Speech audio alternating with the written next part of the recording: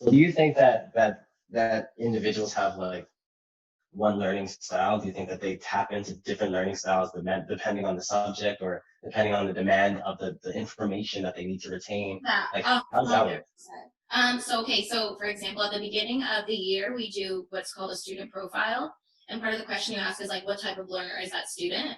And it's funny because you'll ask, like, how do you learn best to a student? They're like, I don't know. Like, they never know. They like maybe hands-on and they'll list all of them. Maybe from reading, maybe from touching things, maybe from listening, and they like list all of them. But I think that they list all of them because you're not just one type of learner. Maybe you're best at learning in one way, but you also learn in these like the different avenues.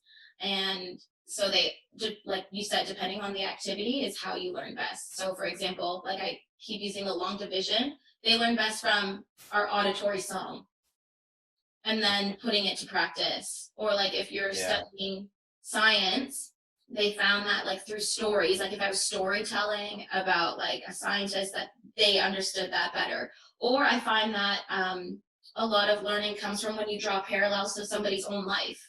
So if you're like trying to learn, for example, about adding decimals or subtracting decimals, multiplying decimals, I do it in a way that we play the game of life.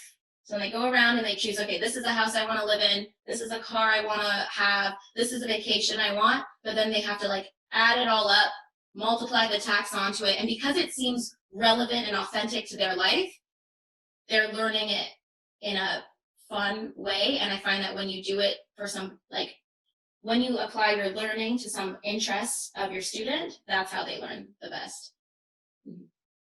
That's a really good answer.